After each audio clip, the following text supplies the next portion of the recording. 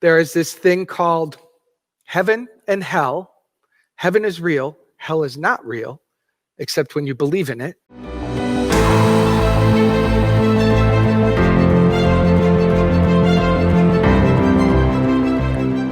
So this month, I'm focusing on prayer, specifically a new form of prayer, which I created with my dear friend Panache Desai, called Alchemical Prayer. It is a process of aligning ourselves in the consciousness of heaven through the use of the Eastern wisdom and sacred connection through the chakras, establishing particular tones and beliefs that place you in the center of the vortex of oneness. And it is there, it is in the kingdom of heaven, the upper room, the many words that point to it. It is there where that which you desire, that which is good and true and holy upon your heart, is immediately made manifest. It is made manifest in spirit and in consciousness. And this process is a way to establish that clearly. And then, through the power of surrender, create that open door for it to be expressed in your life. And one of the key components, which I want to talk about today, is this thing called heaven. It deserves some attention so that we can shine the light upon that which is our broken ideas, false beliefs about this, and secure within us a knowing of what this is, how it works, and where it is. So, there's a lot of pain around this thing called heaven and hell. And truthfully, there doesn't need to be. A little bit of focus upon this can create a wonderful shift for us. A change in perception does require us to look at that which isn't working. Now, I call it the spiritual ego. The spiritual ego in us very often can just go, look at the good, only the good, only the good. And I understand that in the truth of being. But I also know about my spiritual evolution and many other spiritual paths that if we do not acknowledge what is here for it to be transformed, it doesn't actually shift. You know, the teachings in the 12-step program is the greatest example of that. Someone cannot begin the journey of moving from addiction to sobriety without the very first necessary step, which is to acknowledge that there's a problem, to acknowledge that there's something else that has a hold of them. And it is in that acknowledgement that a new opportunity begins to reveal itself. So we're going to do a little bit of that looking today. So in our childhood conditioning around heaven, you may relate to this, I'll speak for mine, it was where God lived. It was a place above the clouds, somewhere up in the sky somewhere. And it was an ultimate destination that had to be earned. That was my definition. I'm guessing you're probably like me. And the opposite of heaven, which is where, by the way, I was pretty certain I was going, was hell. That was where the devil lived. Now that was located in my training in the child mind, deep in the pit of the fires of earth, where it burned forevermore. That too had to be earned. So heaven or hell were places that in my childhood understanding were about, they happened after I died, after I laid down the body, and then which doorway I walked through really was measured upon how good I was or I wasn't. I don't know where you landed in that equation, but for me, there was some real deep conditioning that said I wasn't okay, which meant I had a bigger chance of going to hell. That's some real religious trauma. I really perceive that as a traumatic experience to those of us who suffered that kind of thought conditioning. A Course in Miracles says, an afterlife realm of eternal punishment, which is not real, yet which is the ego's goal for us, Isn't that interesting? To pause and go, the ego's goal is eternal punishment, which isn't real, it isn't of God, but this is the insanity of the ego's construct. It goes on to say, and which the ego tells us awaits us after death because of all of our sins. This threat of hell is the unconscious source of all fear of our future. That's such a powerful statement. And this is why I'm pausing to really look at this.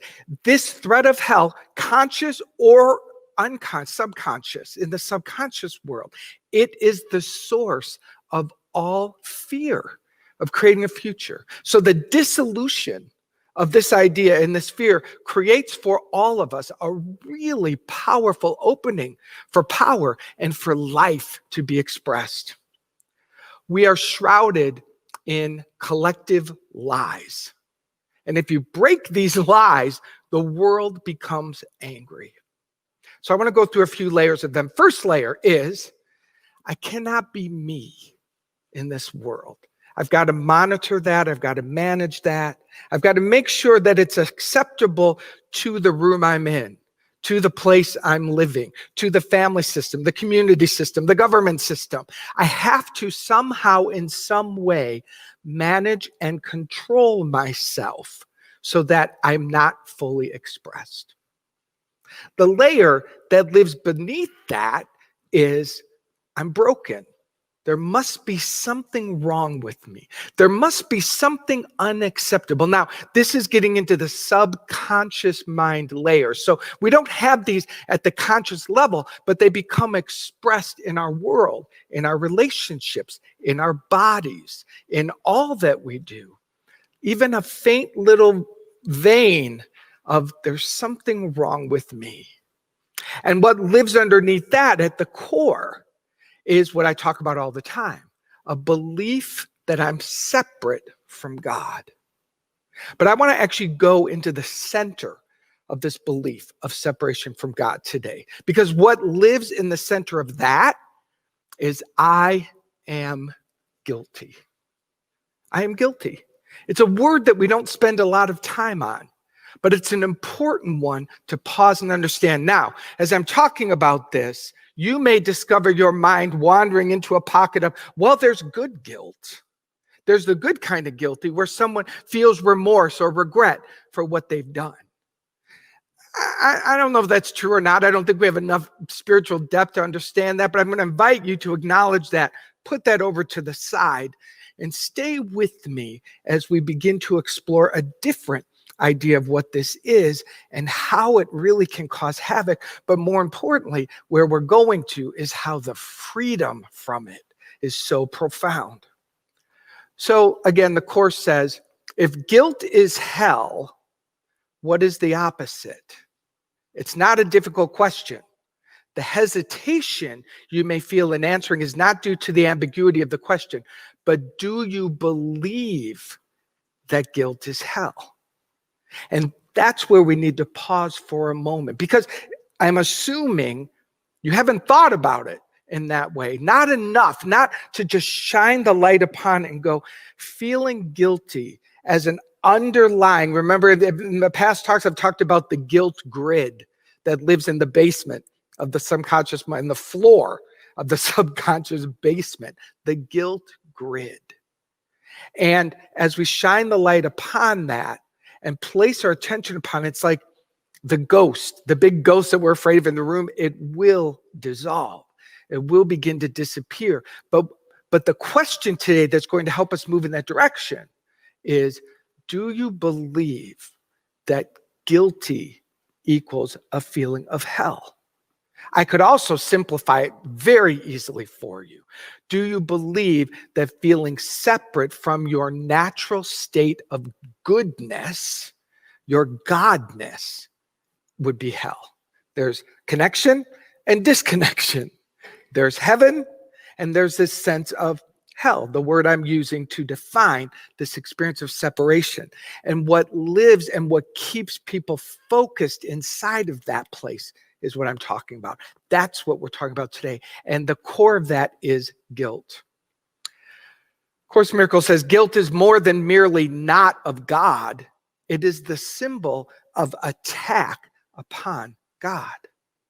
This is a total meaningless concept except to the ego. But do not underestimate the power of the ego's belief in it. This is the belief from which it stems. If you identify with the ego, you must perceive yourself as guilty. And again, we don't identify with the belief in separation consciously. The ego has a brilliant capacity of projecting it out upon the world so that all of the division and the confusion and the pain and the suffering appears out there. So it's very easy to sit back and go, I don't identify as this. And yet the very next thought or point of view is there's something wrong there. Those people are not okay. That happening is not good. These are the things that I use as my boomerangs, if you will, to boomerang me back into the center of my being and going, okay, I don't consciously conceive fully of what it means to agree that I'm guilty. I can get that. I really can. But what I also can get is that I'm not seeing a world of innocence and oneness. And I'm the perceiver and the creator of this. So that's what I have learned to use as my pointer. And I think we can all agree that in this very divisive time in our world, all of us in one way or another, at some time or another, find ourselves inside of that projection. Today, we back it up and say, what is the cause of this projection? Whatever you accept into your mind is real to you. It's your acceptance of this that makes it real. Whatever you accept into your mind is real to you, which is why when you have a belief about yourself or another, and someone comes up in the room and goes, hey, by the way, that's not even true. Inside of you, it's like, yeah, it is. It really is, because you have accepted it inside of yourself. Again, I'm using words that keep making me want to go to this to explain the subconscious acceptance of this. Because again, I'm not saying you had this conscious moment in third grade where you're sitting in your desk going, I'm going to decide to agree that I'm guilty and that there's something wrong here. This is not a conscious decision. It's a profound, deep, collective agreement in the world that we were born into. We fell asleep to our divinity. We agreed. We believed in that which was being shown us from every point of view.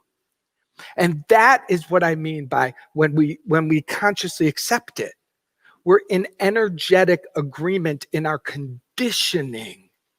And that is the spiritual work, is to invoke the presence of God and awaken to the awareness of oneness so that all of that conditioning can begin dissolving. And that's where the freedom lies. So stay with me, even if I didn't do the best way of defining this. Let's agree that guilt is our problem. Guilt, which is at the core of believing ourselves separate from our good, from our God. So what is the solution?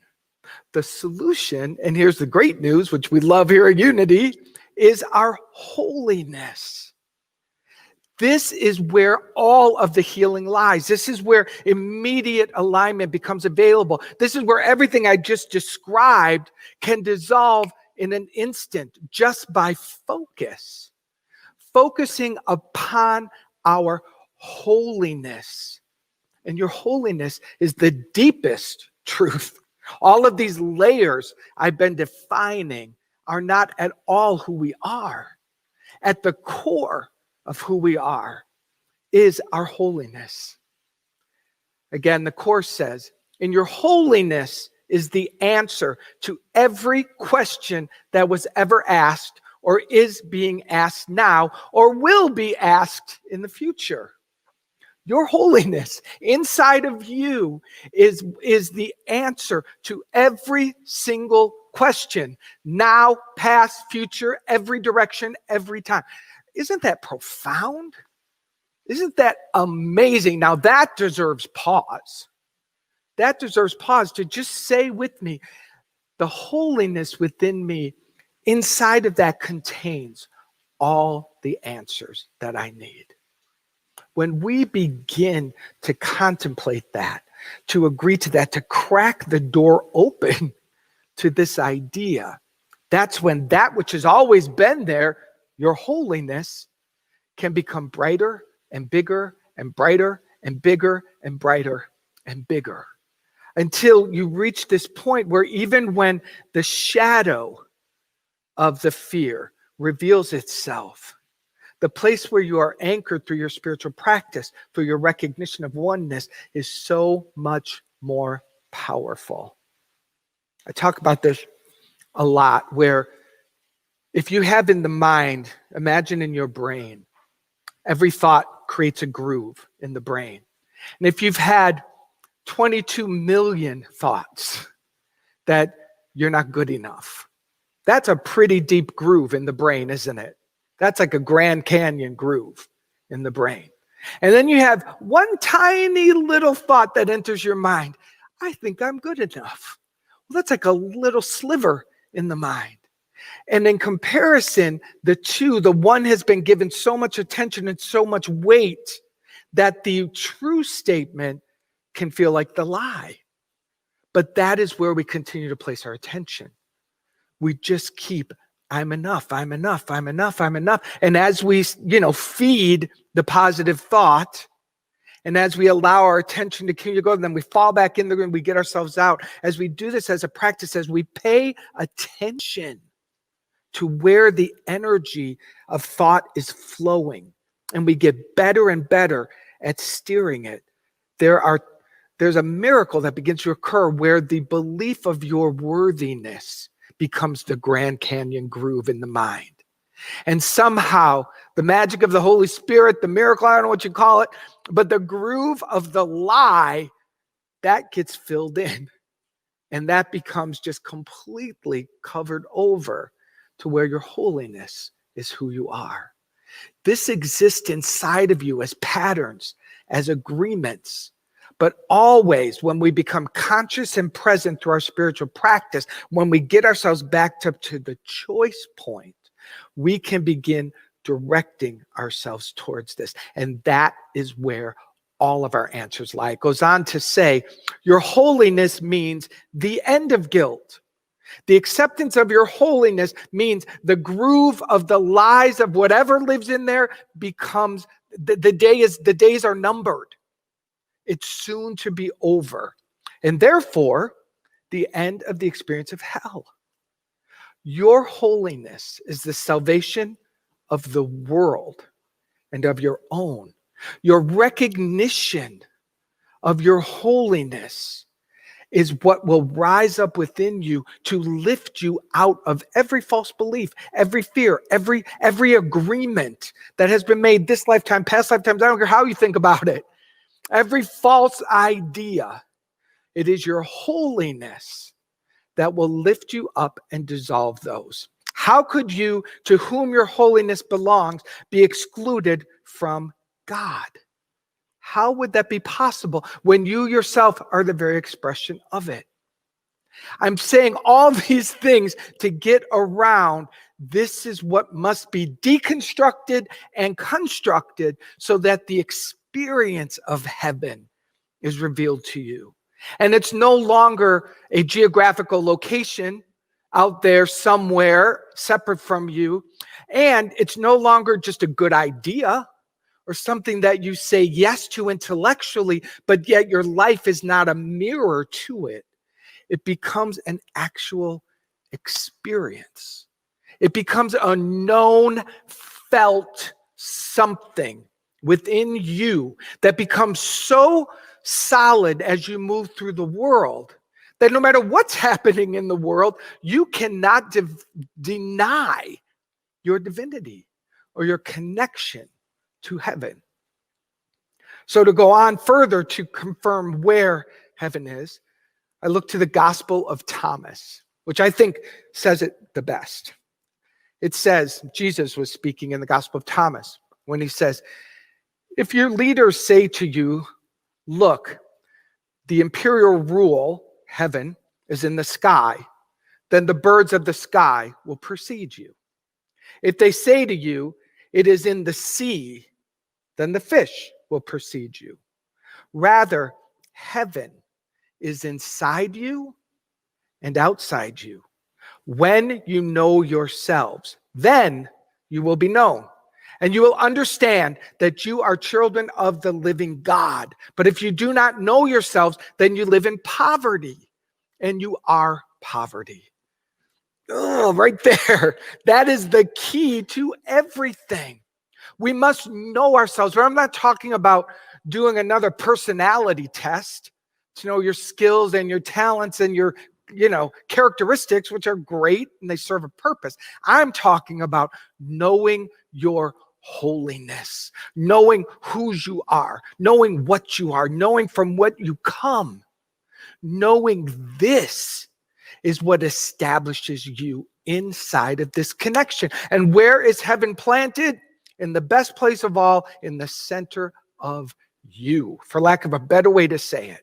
There's no place other for it. It is everywhere present all the time.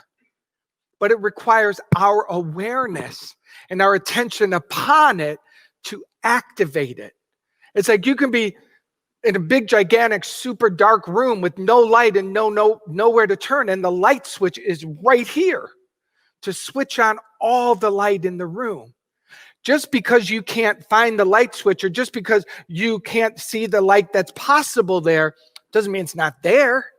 It just means you have to discover your access point. In a dark room, it's easy. You find the light switch, and the moment the light goes on, the darkness disappears. Inside of you, it's easy. You agree to your holiness, and you say yes to the consciousness of oneness with God, the kingdom of heaven within you, and the light switch goes on. And we keep following that light. It is said, seek ye first the kingdom of heaven, and all these things are going to be added. One of my favorite Bible quotes, because it's so clear. It's so clear. It tells us exactly where to focus, to establish and find the kingdom of heaven within us. And then it says, from there, from that consciousness, from that upper room experience of oneness, what do you want? All these things will be added. They will be an outpicturing of your consciousness. And the gift that we really, really want is that we are unattached to them. You discover that they come and go and you can make new ones, and it's just kind of a fun way to be. And it's so easy and light that when something goes, you're not bothered. You're not knocked off center because you know that you are centered in heaven. And if something goes, you can cause something else. This is the consciousness that is required for prayer to work. This is the consciousness that I'm talking about that deserves focus and practice and attention to.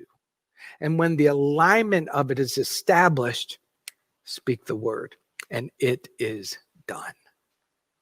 So, to summarize this, there is this thing called heaven and hell. Heaven is real, hell is not real, except when you believe in it. And as we shift our beliefs, it begins to dissolve. And the core of this is the belief in separation and this thing called guilt. All of that dissolves with it. And the consciousness of heaven, the oneness with God, that which is good and true and will never disappear, becomes bigger and brighter and better and bolder and more beautiful in you. And from there, I think the whole universe says, my beloved, what do you want? What do you want to make happen inside of this field of pure potentiality, inside of all that has been given to you. Now, I do have a, what do you call it? Not a requirement, a bias. I have a very strong opinion that the best way that this works is only if it is good and true and of your heart, and if it expands love. I believe that those are some check boxes that are required. Why? Because if it's not, you aren't in heaven. It's an obvious equation. In order to be in heaven, you have to meet those requirements. And if anything you desire on some level doesn't have that in it, well, what does that do? That bumps you out. So it gets more and more subtle and more interesting. But we can always offer that up. And we can always be expanded and curious. And as we do our prayer practice, we can stay focused and we can get interested in part of the manifestation. What's in the way? What in my consciousness must shift? What is it? And will the thing itself shift? It's such a fun place to play. It's an amazing place to play because you will experience being in the power of God that you are, which is what you want. That's what you came here to do. You came here to be fully expressed and to play and to create. And when you're doing that, you're alive. And that is the most beautiful thing of all. Let's take that into prayer. Take a deep breath with me. Welcome back, Amy and Jesse. Whew.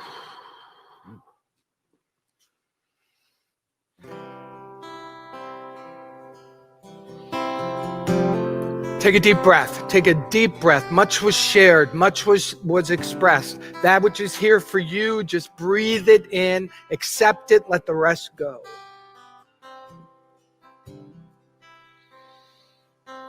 I am light. I am light. I am light.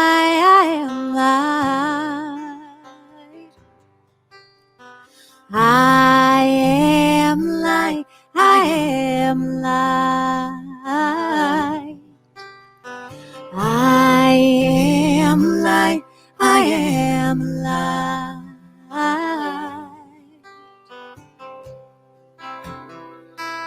In this moment, we align ourselves with the truth just sung. I am light. I am the light of God, the love of God, the power of God, the presence of God. All these words point to that magnificent, miraculous light.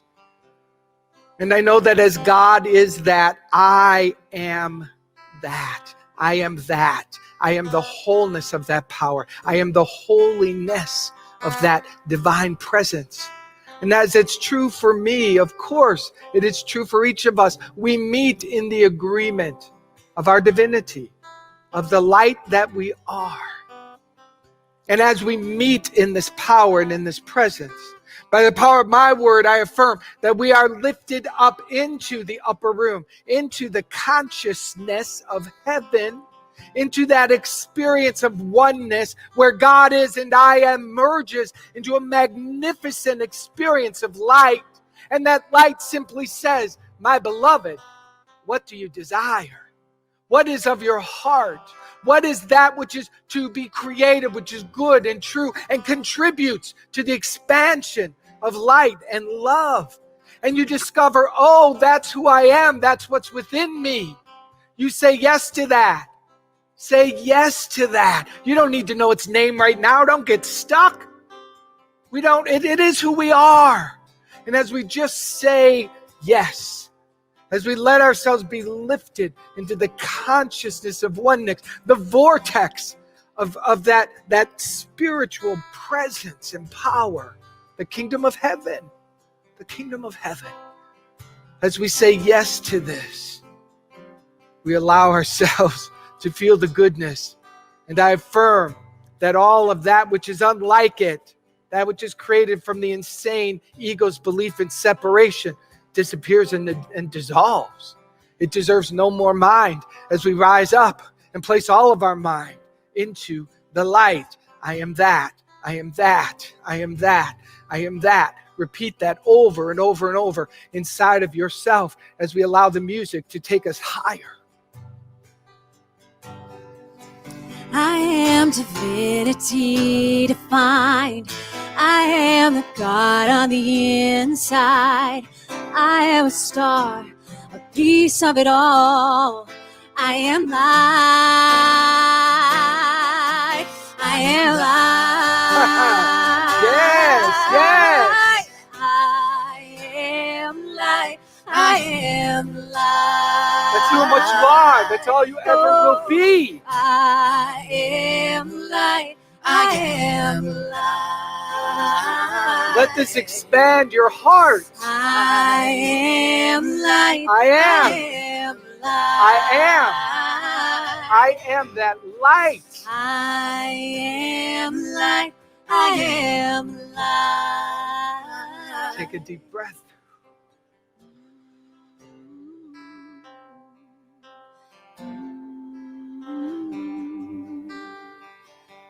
Just feel that. Feel this moment.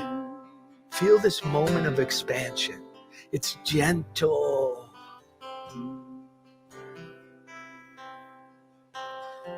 It is this consciousness, this connection. So grateful I say yes to this. And in gratitude, I know that all prayers are fulfilled. I know that which is yours by right of divine appointment is established, and that the windows and the doorways of consciousness are wide open. Nothing blocking its expression in your life.